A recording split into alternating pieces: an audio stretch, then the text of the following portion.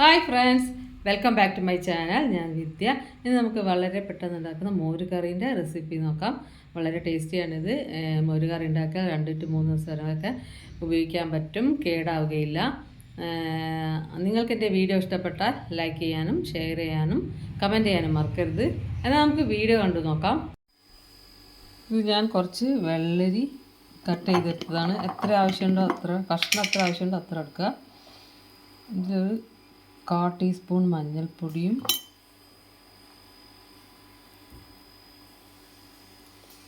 1/4 teaspoon മുളക് പൊടിയും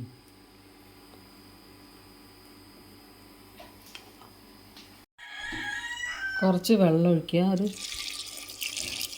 1/2 glass വെള്ളം ഒഴിച്ചിട്ട് ഒരു 3/4 ഗ്ലാസ് വെള്ളം ഒഴിച്ചിട്ട് വേവിച്ചെടുക്കാം.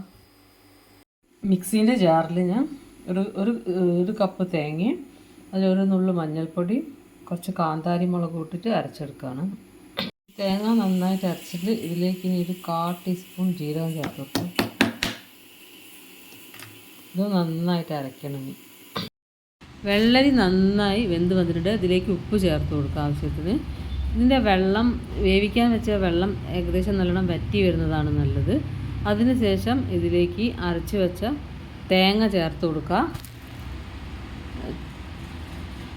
ഇനി മോര് ഞാൻ മിക്സീൻ്റെ ജാറിൽ, തൈര് മിക്സീൻ്റെ ജാറിൽ നന്നായിട്ട് അടിച്ചിട്ടാണ് ഇതിൽ ചേർത്തത്.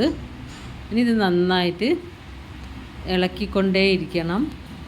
മോര് കറി വെക്കുമ്പം അധികം തിളയ്ക്കാൻ പാടില്ല. ജസ്റ്റ് ഒരു തിള വരുമ്പോഴത്തേക്കും ഫ്ലെയിം ഓഫ് ചെയ്യണം.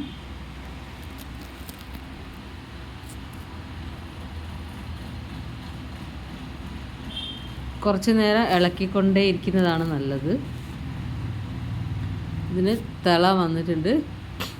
ഇതിനി ഫ്ലെയിം ഓഫ് ചെയ്യുക. അതിന് ശേഷം ഇതിനി വറുത്ത് ഇതിലേക്ക് കടുകും ഉണക്കമുളകൊക്കെ പൊട്ടിച്ചിടാം. ഇത് വെളിച്ചെണ്ണയിൽ കടുക്, ഉണക്കമുളക്, ജീരകം, കറിവേപ്പില, ഉലുവ ഇതെല്ലാം കൂടി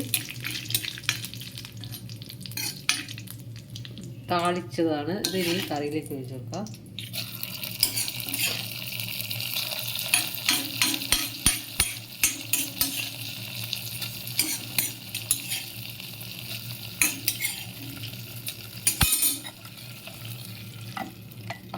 മോരുകറി ഇവിടെ, കട്ടിയുള്ള മോരുകറി ഇവിടെ ഇട്ടിട്ടുണ്ട്.